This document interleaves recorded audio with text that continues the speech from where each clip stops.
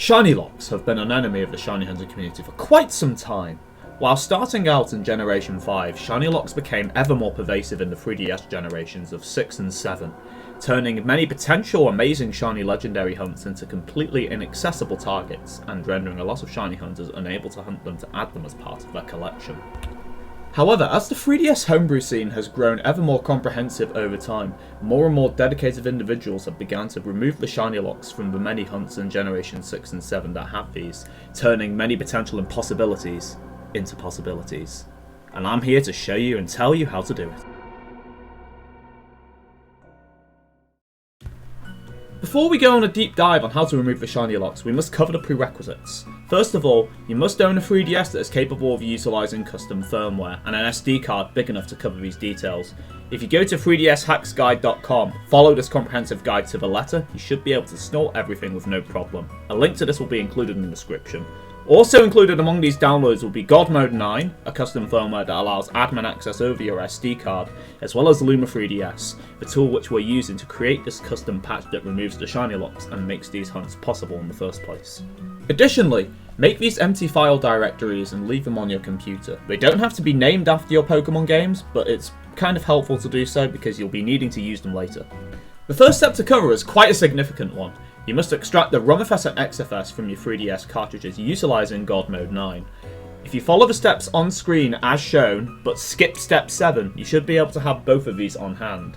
Now these files are quite big, and you're copying the file directories themselves, so it's recommended to have an SD card with at least 5 or 6 GB space on hand. 8 or 16 would be preferable, but generally you need about 5 or 6 at least to be able to copy these over. Once you have these, they should appear on God Mode 9 out on your SD card. Following this, place your SD card into the computer and continue to the next steps as shown. The XFS and ROMFS directories extracted utilising God Mode 9 should show up in this file directory here. Now, you must turn your attention to the Pokemon game file names I've shown before. This is what you need the directories for. You must copy the XFS and ROMFS files into the one you have created for your specific game, and keep them here, as you need this very specific file layout to be able to utilise PK3DS, the tool used to remove the shiny locks. But while we're here, I'll go into detail on the actual directories themselves. This is the XFS file directory and should include the files banner, code, and icon. If you see monotonous at first, then the XFS does seem less important until you realise the code file. You need to change this to a file named .code.bin like this. Utilising this, you'll be able to use the full extent of PK3DS's editing abilities. Without this, you will not be able to utilise the XFS part of PK3DS, which means things like shiny rate you can't actually edit yourself. You may have noticed the ROMFS directory is exponentially bigger than the XFS directory. This is because it includes the uncompressed assets of every file that's included in the game, and is therefore bigger than the actual cartridge itself. The A file directory you see here is perhaps the most significant file of them all. You'll be needing this to basically edit each file that you're using, and you'll have to copy it over eventually inside of your SD card, including the layout, which we'll see in the next few images. The first image you see here, featuring 0, 1 and 2 directories, can be seen in Generation 6 games, whereas Generation 7 games will have slightly bigger amounts of files, going from 0, 1, 2 and 3. Now we come to PK3DS, the editing tool in question. An incredibly comprehensive tool normally used for randomizers, but it contains the precise tools needed to remove the shiny lock. A link to this will be included in the description. You're welcome to use it at your leisure. It is pretty darn awesome. And here we're just going to show a little sample of what PK3DS looks like. You have 4 different separations: ROMFS, XFS, CRO and output. The most important one usually will be ROMFS, but for Generation 6 games specifically, it's CRO. This is where the meat and potatoes are for shiny lock removal. Gift Pokemon and static encounters are the most important to look at, and in Generation 6 games they are located in the CRO directory here. Now when you attempt to open a CRO file, you will get this warning. You don't have to worry about this. If you have Luma 3DS, then you can basically sort this out already, but I'll go into detail onto what this actually means when you're recompiling the files together a little later, so don't worry too much about this. Upon opening a CRO, you'll be gifted with this view here, where you get to basically edit every single static encounter or gift encounter, or even trades in Ultra Sun Ultra Moon's case if you so desire. Now this Lucario here is shiny locked. This is the only gift Pokemon that I believe is shiny locked in X and Y. So you can go ahead and delete that if you want. I've just left it alone, but this is what it looks like, and then you can hit save and then go from here.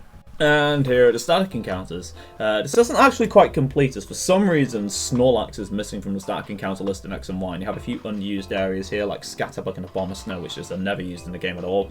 But as you can see, all of the legendaries here are shiny locked.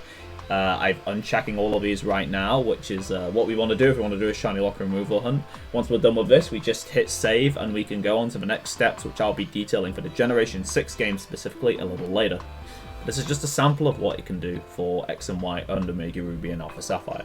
Things work mildly differently for Generation 7 games. The first thing you'll notice is that the static encounters actually show up directly in the ROMFS instead of a CRO. You don't actually have to worry about CROs for Generation 7 games at all. Everything gets controlled via the ROMFS or the XFS if you're editing things like Shiny Rate. So in many ways, it's actually a bit simpler than the Generation 6 games. Furthermore, all the static encounters are actually merged into different categories altogether here instead of being separated like they were in Generation 6. So you can go onto the gift header or the static encounter header or even the trade header and remove all the shiny locks you want.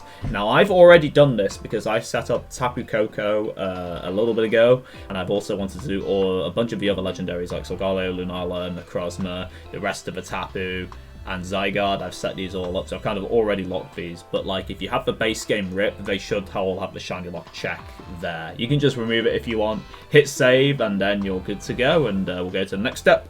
The next step is very, very important. You go into options and click About Garks. Now this will show a drop up here that will show the file system essentially of every single thing that you might edit utilizing PK3DS. I've circled the important parts here which pertain to actual shiny lock removal and in some cases shiny rates if you decide to edit that.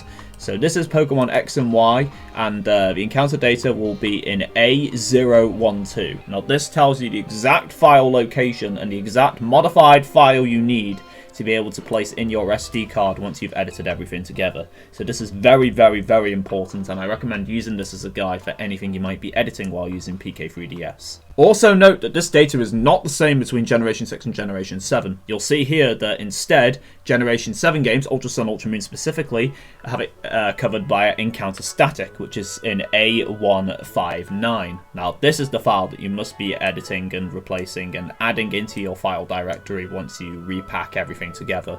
I've circled it because this is very important. You must put it in that exact location or the mod will not work. I made an important note before about how Generation 6's file system is slightly different compared to Generation 7, specifically regarding CROs.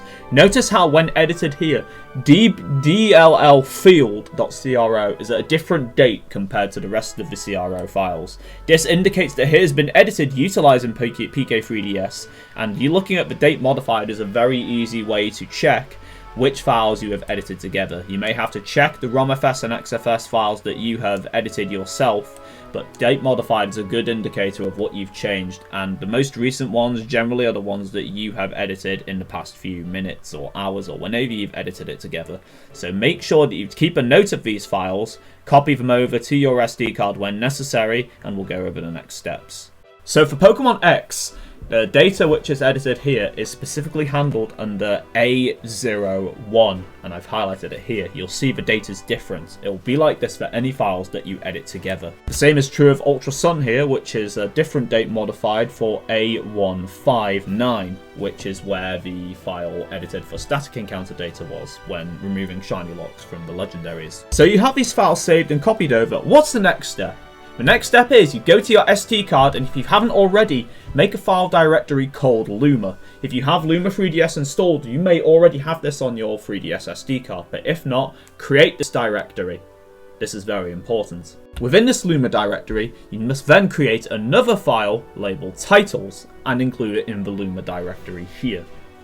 Within this titles file, you must then include more directories for the title IDs of whatever Pokemon game you are editing and recompiling together.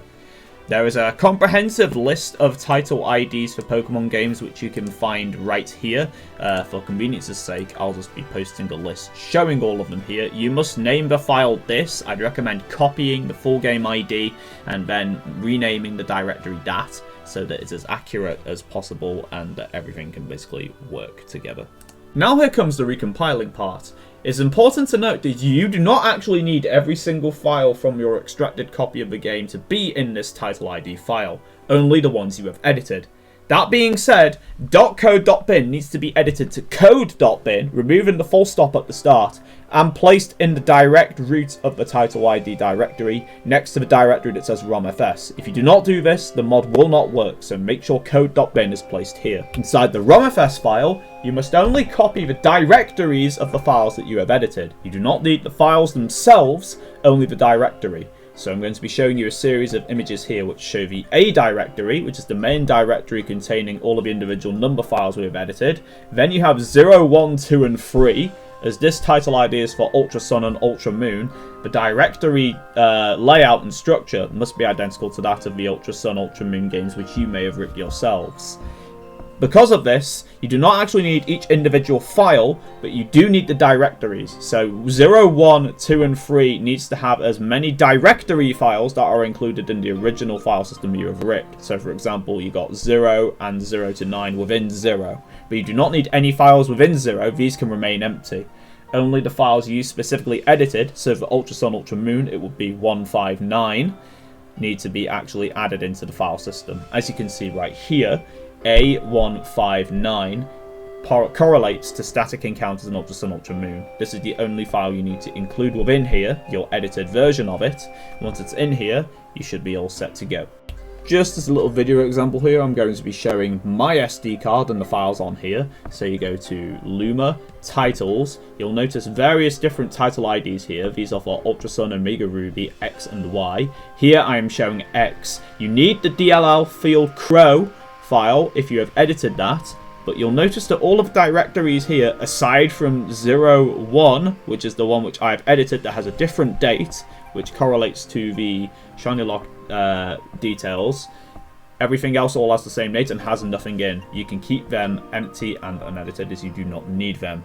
Now we're going to go into the Ultra Sun directory, which looks a little different, but once again, all of the directories here are empty, aside from 159, which is the static encounter data, which I've edited using PK3DS, which removes the shiny locks. So it's actually fairly simple, so long as you keep the file directory system exactly one-to-one with the original RIP you have. Not the files themselves, just the directories. Once the SD card is in your 3DS, you are mostly good to go, but we just got a few steps left. First of all, boot your 3DS, holding down select to boot Luma 3DS. From here, you check enable game patching and then press start to save these settings. You must do this every single time you boot your 3DS if you want to do a shiny lock removal hunt, so that the patch can actually be applied to the game that you're playing. From here, there is only one more optional step, but I still recommend going ahead with it. You go to System Settings, and if your Pokemon games have any updates, feel free to remove them so that your game best works with the Luma 3DS patches. This is not a necessary step, but I feel like it's quite helpful just in case you're worried that the game's own updates might override the updates you have. And the Pokemon game updates are very mild, so you're not really losing any data or anything by removing the patches. So feel free to do this. Optional step, but you can do it. Alright, so as you can see, we are positioned right next to Solgaleo, a Pokemon which in Ultra Sun, Ultra Moon, and in regular Sun and Moon is shiny locked. I have increased the odds exponentially using PK3DS, and I've also removed Solgaleo's shiny lock in the process. So in doing so, using the Luma 3DS patching exploit we have just attempted, we are going to show ourselves a shiny Solgaleo.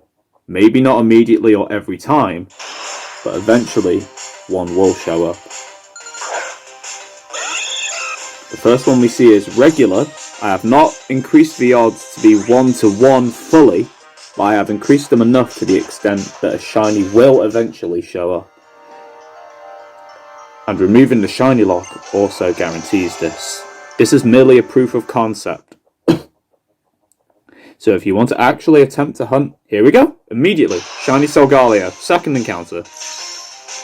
Proof that removing the shiny locks absolutely works if you want to try and hunt these Pokemon in either Generation 6 games or Generation 7 games.